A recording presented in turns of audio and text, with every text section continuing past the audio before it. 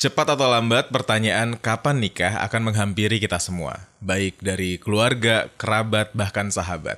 Apalagi kalau teman satu angkatan atau mungkin kayak teman yang seumuran udah mulai satu persatu menikah gitu.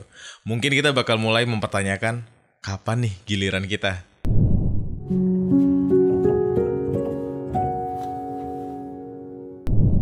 Hai, halo semuanya. Lu semua lagi nonton gue, Gary Ardian. Hari ini gue pengen ngebahas satu hal yang akhir-akhir ini gue sendiri ngalamin gitu ya. Ditanyain kapan nikah lah, atau mungkin lu juga mengalami hal tersebut. Atau lebih serius lagi, lu sedang mempersiapkan pernikahan lu sama pasangan gitu. Yang lucunya nih buat kita-kita yang kadang sebel ditanya kapan nikah, fase ini kan sebenarnya sementara kan dalam kehidupan kita kan. Kita nggak mungkin gitu seumur hidup ditanya kapan nikah mulu gitu. Tapi gue sendiri ngerasainnya sejauh ini nggak kunjung ngebuat gue terbiasa ditanya kapan nikah gitu. Apalagi orang-orang yang nggak pernah menyeimbangkan informasi yang dia dapat gitu ya dengan testimoni dari mereka yang udah menikah. Kita nggak akan pernah melihat pernikahan dari sudut pandang yang berbeda gitu. Dan ketika podcast ini dirilis, gue sendiri lagi ada di fase dimana teman-teman seumuran gue yang seangkatan udah banyak yang menikah duluan. Dan gak sedikit teman-teman yang awalnya nanya kapan nikah, sekarang jadi bilang udah nikahnya nanti aja, nikmatin dulu masa muda. Gue jadinya bingung sendiri, kenapa mereka jadi malah ngomong kayak gitu. Jadi sebaiknya ini gue menikah dalam waktu dekat atau enggak gitu. Hal itu terjadi karena banyak yang kemudian baru menyadari setelah beberapa bulan mereka menikah, kalau pernikahan itu sebenarnya bukan fase yang sementara. Kalau pernikahannya berjalan lancar, kita tuh bakal terus bersama dengan pasangan kita selama sisa hidup kita. Oleh karena itu, kebahagiaan itu nggak bisa melulu merepresentasikan pernikahan. Kita kalau misalnya ngomongin pernikahan dan berharap isinya itu cuma kebahagiaan doang, kayaknya terlalu naif gitu kalau kita nganggapnya kayak gitu. Karena di dalam pernikahan juga kan bakal banyak konflik yang memerlukan adaptasi, apalagi kalau belum pernah atau kalau sebelum pernikahan belum pernah ngebahas hal-hal yang krusial gitu. Hal ini mungkin gak pernah terfikir sebelumnya karena memang sosial media ngebuat kita bias ya gue bilangnya dalam melihat berbagai acara pernikahan. Kebanyakan menganggap pernikahan tuh sebagai perayaan kesuksesan seseorang dalam bidang finansial, bukan sebagai awal dari perjalanan seseorang yang pada akhirnya udah mengerti gimana cara untuk membahagiakan dirinya sendiri dan merasa cukup mampu untuk berbagi dengan seseorang yang lain. Sehingga pernikahan-pernikahan tersebut akhirnya dimaknai berbeda oleh masyarakat. Bahkan sampai hari ini gue masih kesulitan untuk menemukan orang terdekat yang mengetahui kalau sebelum nikah baiknya kita melakukan premarital counseling. Counseling dengan psikolog gitu. Sebelum nikah itu ada beberapa hal yang sebenarnya penting sekali untuk dibicarakan dan kita butuh profesional seperti psikolog untuk jadi mediator lah untuk membicarakan hal tersebut. Nggak kalah penting untuk dilakukan, tapi sayangnya kalah tenar dengan foto prewedding yang mungkin karena bisa di-share di sosial media. Seberapa penting premarital counseling, Ger? Mungkin sepenting lebih baik mencegah daripada mengobati, atau seperti sedia payung sebelum hujan, supaya mengetahui medan sebelum berperang. Karena banyak dari kita yang mungkin ngerasanya udah kenal dengan pasangan kita, padahal belum kenal seutuhnya gitu. Gue yakin temen gue yang waktu itu pernah menolak saran gue untuk premarital counseling, tapi 6 bulan kemudian setelah menikah jadi rutin ke psikolog, akan mendukung gue untuk juga menyarankan lo yang belum menikah untuk gak mengulangi kesalahan yang sama gitu. Bahkan hal ini udah mulai disuarakan di media-media sebenarnya, karena emang hal yang umum untuk dilakukan di negara-negara maju. Gunanya nggak lain nggak bukan untuk menekan angka perceraian. Karena ketika membicarakan kehidupan dua orang bersama-sama setelah menikah, hal-hal yang nggak kita ketahui bisa benar-benar jadi masalah yang nggak menyenangkan, dan kita semua nggak pengen ada di momen-momen kayak gitu kan. Mungkin karena gengsi, mungkin karena komunikasi yang nggak sefrekuensi, beda cara menjalani rutinitas sehari-hari dan lain sebagainya. Yang ini pernah dibahas sama Eleanor Stanford. Banyak dari kita yang memiliki kesulitan untuk mempertanyakan hal-hal krusial kepada pasangan kita sebelum menikah. Meskipun pertanyaan-pertanyaan itu nantinya bisa ngebantu kita dalam membina rumah tangga yang sehat, beberapa cuman bisa berharap nantinya pasangan akan bisa mengerti dengan sendirinya tentang apa yang ia ingin ubah gitu dari pasangannya. Seorang Executive Director of National Institute of Relationship Enhancement, Robert Suka, pernah bilang, "If you don't deal with an issue before marriage, you deal with it while you're married." Kalau kita nggak pernah membereskan masalah sebelum menikah, kita bakal terus menghadapinya selama pernikahan itu berlangsung. Untuk mendukung pernyataan tersebut, gue bikin podcast ini. Soal pertanyaan-pertanyaan yang bisa kita kasih ke pasangan sebelum menuju ke pelaminan. Sebagai bahan pertimbangan, sudah sesiap apa lo dan dia menghadapi pernikahan.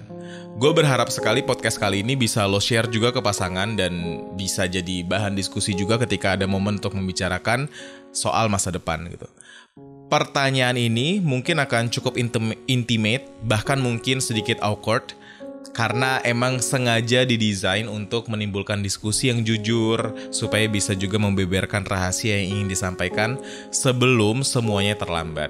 Oke, kita bakal mulai dari pertanyaan pertama. Pertanyaan yang harus kita tanyakan ke pasangan sebelum menikah adalah tentang keluarga.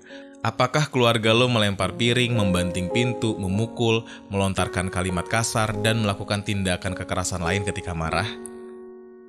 Kita semua dibentuk dari kehidupan kita masing-masing, terutama keluarga. Oleh karena itu, hal semacam ini tuh ada baiknya diketahuin sebelum kita menjalin hubungan rumah tangga. Kita harus tahu gitu, bagaimana cara menanggapi perbedaan yang ada di keluarga masing-masing. Karena pernikahan bukan hanya bersatunya dua orang, tapi juga bersatunya dua keluarga. Pertanyaan kedua, kita nanti mau punya anak nggak? Kalau kamu punya anak, mau nggak ngurusinnya juga? Bahasan soal anak nggak boleh dianggap remeh. Dari sini kita bisa ngelihat kesiapan satu sama lain dalam menjadi orang tua. Akan menjadi orang tua seperti apa kita nantinya? Kapan waktu yang tepat untuk jadi orang tua? Dalam merawat anak, bagaimana kita mau berbagi atau membagi tugasnya? Pertanyaan ketiga, apakah hubungan-hubungan lo sebelumnya bisa membawa dampak buruk di hubungan lo ke depannya? Dari National Marriage Project-nya Bradford Wilcox, penelitian ini mengindikasi bahwa memiliki terlalu banyak hubungan yang serius akan menambah risiko perceraian yang lebih tinggi lagi dan membuat kualitas pernikahan jadi rendah. Kenapa bisa gitu?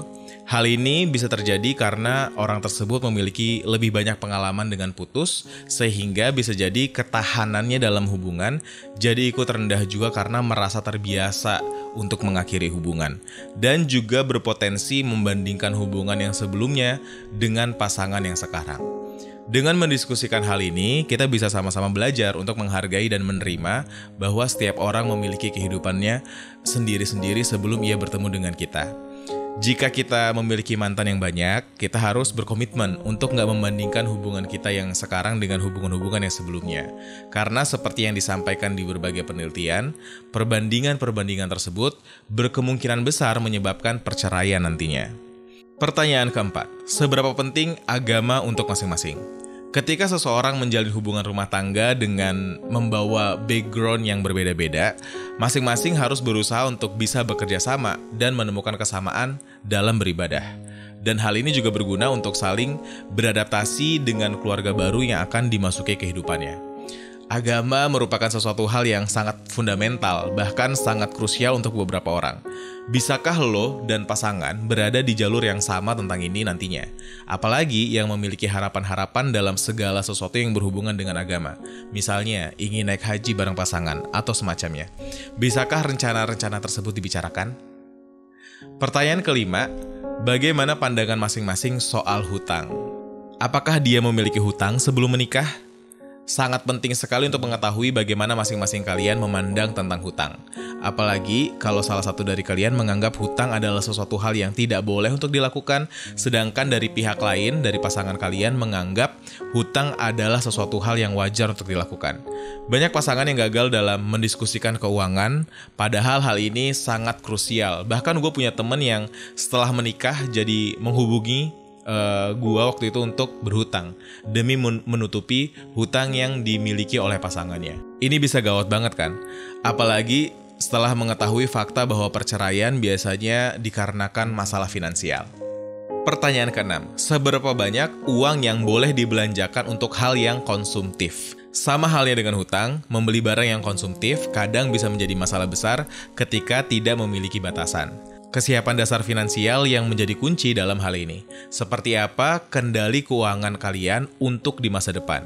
Siapakah di antara kalian yang paling hemat dan cocok untuk memegang kendali dalam keuangan tersebut? Pertanyaan ketujuh, privacy seperti apa yang dibutuhkan untuk masing-masing kalian? Kita udah pernah ngebahas bedanya privacy dan secrecy. Kalau lo belum denger, gue saranin dengerin dulu podcast tersebut untuk ngerti kalau nggak semua hal harus secara terbuka diketahui oleh pasangan kita dengan syarat-syarat tertentu. Privacy di sini berguna untuk misalnya introvert yang sedang menyendiri gitu. Atau bahkan mungkin untuk seseorang yang merasa hobinya nggak perlu dicampurin orang lain, termasuk pasangannya. Atau mungkin dunia pertemanan tempatnya mendapatkan perspektif lain dari pasangan. Apapun itu, lebih baik dibicarakan dari sekarang. Privacy ini kadang bisa jadi hal yang bikin kita nggak nyaman, apalagi menjalaninya dengan seseorang yang sampai akhir hayat harus sama-sama kita terus. Karena biasanya tiap orang memiliki ekspektasi yang berbeda tentang privacy. Pertanyaan ke-8 adalah apakah kita bisa dekat dengan mertua kita nantinya? Kenapa hal ini harus dibicarain? Contoh kasus, ada anak yang sangat nurut dengan orang tuanya. Apapun yang orang tuanya bilang, ia bakal selalu nurut. Termasuk kalau orang tuanya bilang, kamu jangan mau diatur sama istri kamu. Duit yang kamu punya jangan dia yang pegang. Kamu juga kan nanti harus beli ini dan itu gitu. Dan lain sebagainya. Kemudian orang tua tersebut karena punya latar belakang bersikap seperti itu, dia juga jadi menjaga jarak dengan menantunya gitu.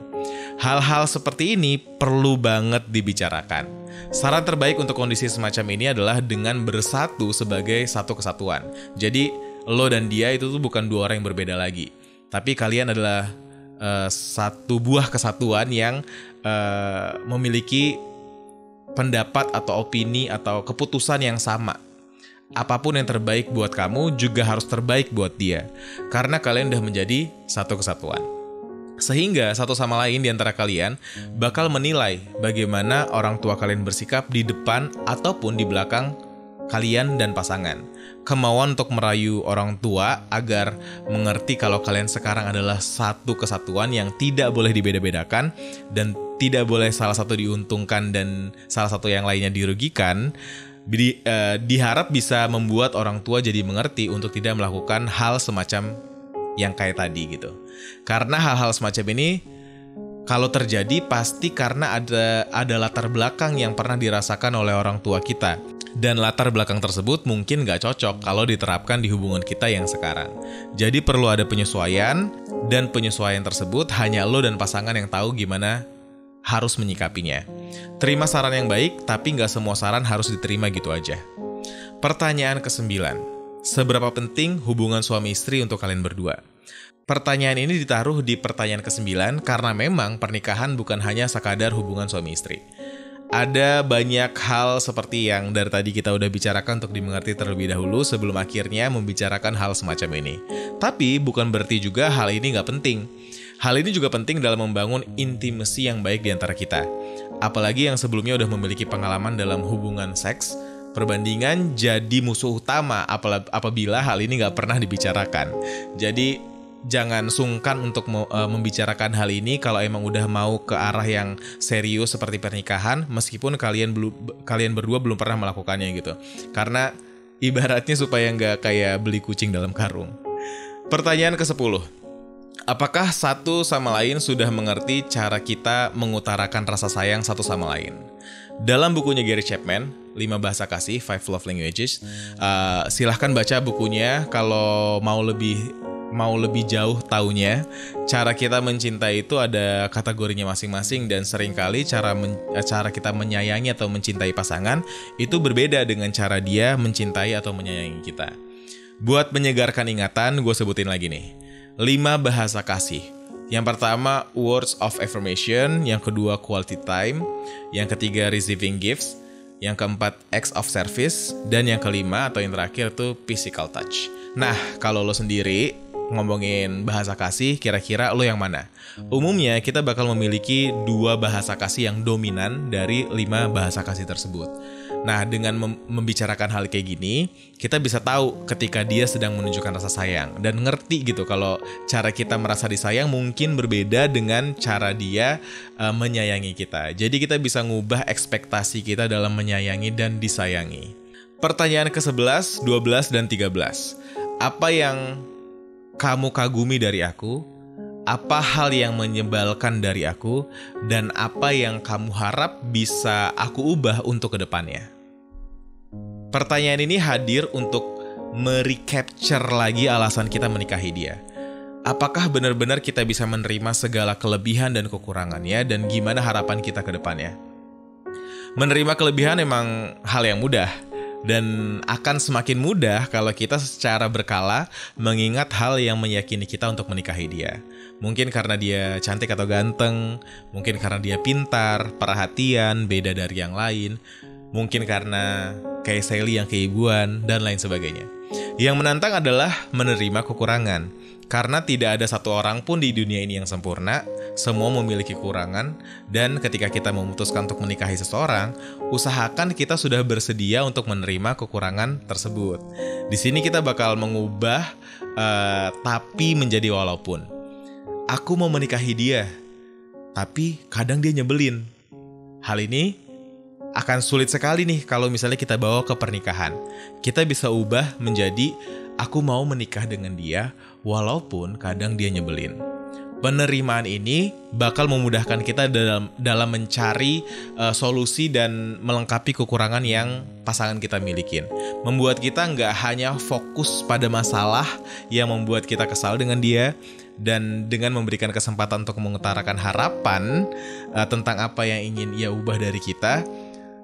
Semoga ini bisa membuat kita mempertimbangkan hal tersebut demi orang yang kita sayang. Dan baiknya pertanyaan ini tuh nggak digunakan untuk menyudutkan satu sama lain, tapi digunakan untuk memberikan dukungan demi kebaikan pasangan kita ke depannya. Pertanyaan ke-14 yang perlu dijawab sebelum memutuskan untuk menikah adalah 10 tahun lagi kita mau hidup seperti apa? Banyak yang lupa kalau setelah hari pernikahan kita bakal terus bersama dengan orang ini selama sisa hidup kita.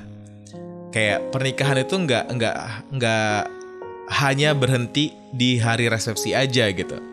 Tentu nggak akan berlebihan kalau kita bersama-sama memberikan gambaran 10 tahun ke depan itu kita ingin hidup seperti apa. Visi dan misi adalah hal yang harusnya kita beli dari pasangan kita. Kita ingin bersama seseorang yang gak hanya memiliki uang hari ini untuk menikah aja, tapi juga bersama orang dengan visi misi untuk membuat kehidupan kita lebih baik ke depannya. Semoga 14 pertanyaan ini bisa ngebuat lo dan dia semakin membulatkan tekad untuk menuju ke pelaminan, atau bisa juga membantu lo untuk merelakan dia kalau sedang ada di hubungan yang gak sehat dan gak ada perkembangan. Karena pernikahan bukan sekadar membutuhkan rasa sayang. Lebih daripada itu, kita bicara soal tanggung jawab, kesetiaan, dan ketersediaan dalam berbagi kebahagiaan.